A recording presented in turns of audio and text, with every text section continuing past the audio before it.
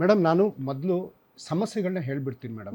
ಈಗ suburban rail ಬಗ್ಗೆ ಮಾತಾಡಿದ್ರಿ, ಮೆಟ್ರೋ ಬಗ್ಗೆ ಮಾತಾಡಿದ್ರಿ, ಅಥವಾ ಬೇರೆ ವಿಚಾರನೂ ನೀವು ಹೇಳಿದ್ರಿ ಮೇಡಮ್. ಇವತ್ತು ನಾವು ಯಾವುದೇ ಈಗ ಮೆಟ್ರೋನು ಮ್ಯಾಕ್ಸಿಮಮ್ MG ರೋಡು ಅಲ್ಲಿ ಇಲ್ಲೆಲ್ಲ ಎಲ್ಲ ಟನಲಲ್ಲೇ ಆಗಿರುವಂಥದ್ದು ನಾವು ನೋಡ್ತಾ ಇದ್ದೀವಿ ಮೇಡಮ್. ನಿಮಗೆ 2 ನಗರ ಉದಾಹರಣೆ ಕೊಡ್ತೀನಿ ಮೇಡಮ್. ಒಂದು ನವದೆಹಲಿ ಆಲ್ಮೋಸ್ಟ್ ಆಲ್ ಮೆಟ್ರೋ ಕಂಪ್ಲೀಟ್ ಆಗಿದೆ. ಅದು ನೀವು ಯಾವ ಮೂಲೆಗೆ ಬೇಕಿರೋ ಮೆಟ್ರೋದಲ್ಲಿ ಹೋಗ್ಬೋದು. ಹಾಗಂತೇಳಿ ಅಲ್ಲಿ ಟ್ರಾಫಿಕ್ ಕಮ್ಮಿ ಆಗಿದೆಯಾ ಒಂದು.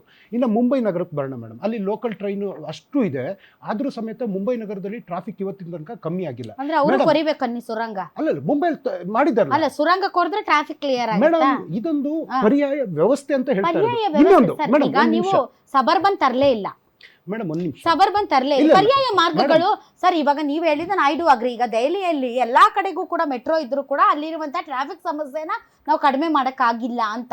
ಸೊ ನೀವು ಪರ್ಯಾಯ ಮಾರ್ಗಗಳನ್ನ ಮಾಡಿ ಅದರಲ್ಲಿ ನಾವು ನಿಭಾಯಿಸಕ್ಕಾಗಿಲ್ಲ ಅಂತ ಅನ್ನೋದಾದ್ರೆ ಇನ್ನೊಂದು ಮಾರ್ಗ ಹುಡುಕ್ಬಹುದು.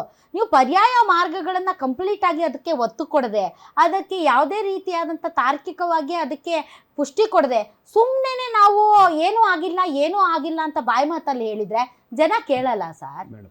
ಈಗ ಬಹಳ ಮುಖ್ಯವಾಗಿ ಮೇಡಮ್, ಲ್ಯಾಂಡ್ ಅಕ್ವಿಜಿಷನ್ ಮೇನ್ ಇರ್ತಕ್ಕಂಥ ಪ್ರಾಬ್ಲಮ್ ಮೇಡಮ್. ನೀವು ಬೆಂಗಳೂರಿನಲ್ಲಿ ನೀವೆಲ್ಲಾದ್ರೂ ಒಂದು ಅಡಿ ನೀವು ರೋಡ್ ಎಕ್ಸ್ಟ್ರಾ ಮಾಡ್ಬೇಕಂದ್ರೆ ಒಂದು ಬಿಲ್ಡಿಂಗ್ ಹೊಡಿಲೇಬೇಕು, ಯಾರು ಕೊಡಲ್ಲ.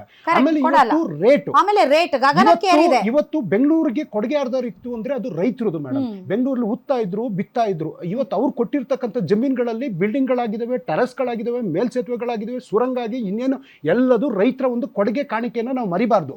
ಆದ್ರೆ ಇವತ್ತು ಯಾರು ಅವ್ರ ಭೂಮಿನ ಕೊಡ್ತಾ ಇಲ್ಲ. ಒಂದೇನಾರು ಮಾಡ್ರೆ ಅಲ್ಲೊಬ್ಬ ಕೋರ್ಟಿಗೆ ಹೋಗಿರ್ತಾನೆ, ಹೈಕೋರ್ಟ್ ಇಲ್ಲ ಅಂದ್ರೆ ಸುಪ್ರೀಂ ಕೋರ್ಟಿಗೆ ಹೋಗ್ತಾ ಇದ್ದಾನೆ. ಇವತ್ತು ನಮ್ದು ವರ್ತುಲ ರೈಲ್ವೆ ಮೇಡಮ್ ಬಿಜೆಪಿ ಆರೋಪ ಮಾಡ್ತಾ ಇದ್ದಾರೆ. ಮಾಡ್ಲಿ, ಅವರು ಸಾಮರ್ಥ್ಯ ಇದ್ದಾರೆ ಮೇಡಮ್. ಇವತ್ತು ಆರೋಪ ಮಾಡೋರು ಒಂದಾದ್ರೂ ಪರಿಹಾರ ಕೊಟ್ಟಿದ್ದಾರೆ. ವರ್ತುಲ ರೈಲ್ವೆಗೆ ಹಣ ಕೇಳಿದೀವಿ, ಕೊಟ್ಟಿದ್ದಾರೆ. ಒಂದು ಪೈಸೆ ಕೊಟ್ಟಿಲ್ಲ. 27,000 ಕೋಟಿ ರೂಪಾಯಿ ಕೊಡ್ಬೇಕು. ಮೆಟ್ರೋ ಯೋಜನೆಗೆ ಕೇವಲ 12% ಹಣ ಕೊಡ್ತಾ ಇದಾರಲ್ಲ. ಇವ್ರು ಯಾವ ನೈತಿಕತೆ ಮೇಲೆ ಹೆಂಗೆ ಇದ್ ಮಾಡೋದು?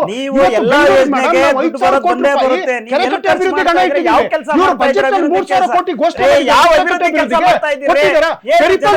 ಇವರು ಬಜೆಟ್ ಘೋಷಣೆ ಇದ್ದಾರೆ ಮೇಡಮ್. 3,000 ಕೋಟಿ ರೂಪಾಯಿ ಕೊಟ್ಟಿದ್ದಾರೆ. ಭದ್ರಾ ಮೇಲ್ದಂಡೆಗೆ 5,400 ಕೋಟಿ ರೂಪಾಯಿ ಇವ್ರು ಕೊಟ್ಟಿದ್ದಾರೆ. ನಯಾ ಪೈಸಾ ಕರ್ನಾಟಕ ಯೋಜನೆ ವಿರೋಧ ಮಾಡುತ್ತಿದ್ದಾರೆ ಹೊರತು ಪರಿಹಾರ ಮತ್ತೆ ಯಾರಿಗೆ ಕೊಡ್ಬೇಕಂತಿದ್ದೀರಿ? ಯಾವ್ದನ್ನ ಮೇಡಮ್? ಮತ್ತೆ ಯಾರಿಗೆ ಕೊಡ್ತಾ ಇದಾರೆ ಮೇಡಮ್? ಕೊಡ್ಬೇಕಂತ ಮಾಡಿರಿ. ಹಂಗಾದ್ರೆ ಬಿಹಾರಕ್ಕೆ ಹಾಕ್ತೀರಾ, ಯುಪಿಗೆ ಹಾಕ್ತೀರಾ, ಎಲ್ಲ ಹಾಕ್ತೀರಾ? ಅಭಿವೃದ್ಧಿ ಮಾಡ್ತಾ ಇದ್ದೀರೋ ನಾವು ನಿಮ್ಗೆ ಅಲ್ಲಿ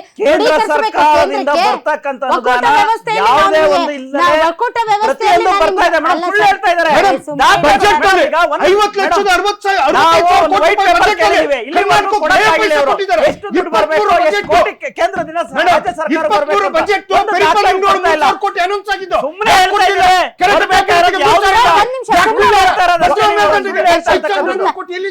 ಈಗ ಗೋವಿಂದ್ರ ಸರ್ ಸುಮ್ಮನೆ ಒದರಿದ್ರೆ ಚೀರಿರಲ್ಲ.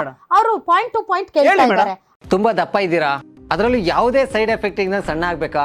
ಎಷ್ಟೋ ಜನ ಹೇಳ್ತಾ ಇದ್ರಿ ಸರ್, ನಾನು ಜಿಮ್ಗೆ ಹೋಗ್ತಾ ಇದ್ದೀನಿ ಆದ್ರೂ ಸಣ್ಣ ಆಗ್ತಾ ಇಲ್ಲ ಸರ್, ವರ್ಕೌಟ್ ಮಾಡ್ತಾ ಇದ್ದೀನಿ ಆದ್ರೂ ಸಣ್ಣ ಆಗ್ತಾ ಇಲ್ಲ ಅಂತ ಹೇಳ್ತಾ ಇದ್ರಲ್ಲ. 100% ಯಾವ ಜಿಮ್ಗೂ ಹೋಗ್ದಂಗೆ ವರ್ಕೌಟು ಮಾಡ್ದಂಗೆ ನೀವು ಸಣ್ಣ ಆಗ್ಬೋದು. ಪ್ರತಿದಿನ ಬೆಳಿಗ್ಗೆ ಸಂಜೆ 2 ಟೈಮ್ ನಮ್ಮ ಜೀನಿ ಸ್ಲಿಮ್ ನ ಯೂಸ್ ಮಾಡಿ ಯಾವುದೇ ಸೈಡ್ ಎಫೆಕ್ಟ್ ಇಲ್ದಂಗೆ ನೀವು ಸಣ್ಣ ಆಗ್ತೀರಾ. ಯಾಕೆಂದ್ರೆ ಜೀನಿ ಸ್ಲಿಮ್ ಒಂದು ಉತ್ತಮ ಆಹಾರ. ಅವರು 3,000 ಕೋಟಿ ಅನೌನ್ಸ್ ಮಾಡಿದ್ರು. ನಾನು ಹೇಳ್ತೀನಿ ಮೇಡಮ್, ಇವರು ಏನು PRR ರೋಡ್ಗೆ DPR ಸಬ್ಮಿಟ್ ಮಾಡಿ ಕೆಲಸವನ್ನ ಈಗ ಸ್ಟೇಟ್ ಹೇಳ್ತಿರೋದೇನು ಸರ್? ನೀವು ಹೇಳ್ತಿರೋದೇನು? ಅವ್ರು ಕೇಳ್ತಿರೋದೇನು ನೀವು ಹೇಳ್ತಿರೋದೇನು? ಆಲ್ರೆಡಿ ನೀವು ನಾನು ಪದೇ ಈ ಡಿಸ್ಕಷನ್ ಅಲ್ಲಿ ಅದನ್ನ ಮೆನ್ಷನ್ ಮಾಡಕ್ ನನಗೆ ಇಷ್ಟ ಇಲ್ಲ. ನೋಡಿ, ದೊಡ್ಡ ದೊಡ್ಡ ಬೃಹತ್ ನೀರಾವರಿ ಯೋಜನೆಗಳಿಗೆ ಈಗಾಗಲೇ ನೀವು ಹೇಳಿರೋದನ್ನ ಕೊಟ್ಟಿಲ್ಲ. ಆಮೇಲೆ ನೀವು ಬಿಜೆಪಿ ಅವರು ಅಷ್ಟೇ ಈಗ ನೀರಾವರಿ ಯೋಜನೆಗೆ ಅಪ್ಪರ್ ಭದ್ರಾಗೆ 5,600 ಕೋಟಿ ಅನೌನ್ಸ್ ಮಾಡಿದ್ರು. ಒಂದ್ ನಿಮಿಷ, ಇವ್ರು DPR ಮಾಡಿ ಸಬ್ಮಿಟ್ ಮಾಡಿ ರಾಜ್ಯದ ಪಾಲನ್ನ ಅಕೌಂಟ್ ಇಡಬೇಕಾಯ್ತು. ಯಾಕೆ ಇಟ್ಟಿಲ್ಲ ಇವರು? ದುಡ್ಡು ಬರ್ಬೇಕಂದ್ರೆ ಬರುತ್ತೆ ಸಬ್ಮಿಟ್ ಮಾಡಿ ಅಕೌಂಟ್ ಇಡಬೇಕು. ರಾಜ್ಯದ ಪಾಲಿನ ದುಡ್ಡು ಒಂದ್ ನಿಮಿಷ ತಡ್ರಿ ಸರ್. ಈಗ ಈ ಸುರಂಗ ಮಾರ್ಗ ಬೇಕಾ ಬೇಡವಾ ಅನ್ನೋದು ಒಂದು ಚರ್ಚೆಯ ವಿಷಯ. ಚರ್ಚೆ ಆಗಲಿ ಆ ವಿಚಾರಕ್ಕೆ. ಆಮೇಲೆ ಇನ್ನೊಂದು ಕಡೆ ಬಿಜೆಪಿಗರು ಏನಾದ್ರೂ ಕಾಂಗ್ರೆಸ್ನವ್ರು ಮಾಡ್ತಿದ್ದಾರೆ ಅಂತ ದುತ್ತಂತ ರಾಜಕೀಯ ತಂದು ನಾವು 2078 ಕಾಯಲ್ಲ. ನಾವು ಆದಷ್ಟು ಬೇಗ ಕೇಂದ್ರ ಕೇಳಿ ನಾವು ಇದಕ್ಕೆ ಕತ್ರಿ ಹಾಕಿಸ್ಬಿಡ್ತೀವಿ ಅಂತ ಹೇಳುವಷ್ಟು ನಿಮ್ಗೆ ನೀವು ಸರ್ ಒಂದ್ ನಿಮಿಷ ತಡ್ರಿ, ನಿಮ್ ನಾಯಕರು ಹೇಳಿರೋದೇ ನಾನು ಹೇಳ್ತಾ ಇರೋದು. ಗೋವಿಂದರಾಜ್ ಅವರೇ, ನಿಮ್ ನಾಯಕರು ಹೇಳಿರೋದೇ ನಾನು ಹೇಳ್ತಾ ಇರೋದು. ಬಿಜೆಪಿ ನಾಯಕರು ಹೇಳಿರೋದು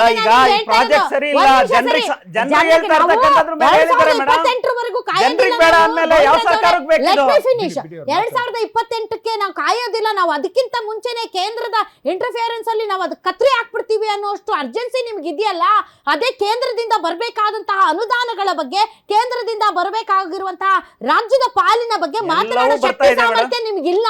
ನೀವು ಯಾರು ಕೂಡ ರಾಜ್ಯದ ಬಗ್ಗೆ ಮಾತಾಡಲ್ಲ.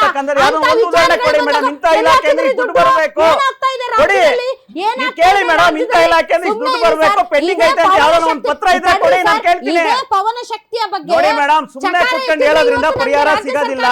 ನೀವ್ ಯಾವ್ದನ್ನ ದಾಖಲೆ ಇದ್ರೆ ಕೊಡಿ ನಮ್ಗೆ, ಇಂತ ಇಲಾಖೆಯಿಂದ ದುಡ್ಡು ಬರ್ಬೇಕು ಅಂತ ಕಾಂಗ್ರೆಸ್ ಅವರಂತೂ ಕೊಡ್ತಲ್ಲ. ಹಣಕಾಸು ಆಯೋಗದ 5,940 ಕೋಟಿ ಹಣಕಾಸು ಆಯೋಗದ ಹಣ ಕೊಟ್ಟಿಲ್ಲ. 2,20,000 ಕೋಟಿ ತೆರಿಗೆ ಕೊಟ್ಟಿಲ್ಲ ಮೇಡಮ್. ಅಲ್ಲರೇ, 3ರಿಂದ 4 ಲಕ್ಷ ಕೋಟಿ ಕರ್ನಾಟಕ ಅನುದಾನ ಬಂದಿದೆ. ರಾಜ್ಯಕ್ಕೆ ಏನ್ ಬರ್ಬೇಕು ಅನ್ನೋದ್ರ ಬಗ್ಗೆ ನಿಮ್ಗೆ ಅರ್ಜೆನ್ಸಿ ಇಲ್ಲ ಬಿಜೆಪಿ ಅವ್ರಿಗೆ. ಇಲ್ಲಿ ಏನಾದ್ರೂ ಸರ್ಕಾರ ಮಾಡಿ ಕ್ರೆಡಿಟ್ ತಗೊಂಡ್ಬಿಡುತ್ತೆ ಅನ್ನೋದಕ್ಕೆ ಕತ್ರಿ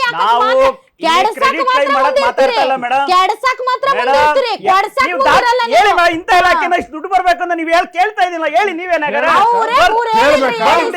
ಬರುವಾಗ ಬರುತ್ತೆ ಬರುವಾಗಲ್ಲ ಮೇಡಮ್. ಕೊಡ್ರಿ, DPR ಕೊಡ್ರಿ, ನೀವು ನಿಮ್ ರಾಜ್ಯದ ಪಾಲಿಡ್ರಿ, ಬಂದೇ ಬರುತ್ತೆ. ರಾಜ್ಯದ ಪಾಲೇ ದುಡ್ಡಿಲ್ಲ ನೀವು.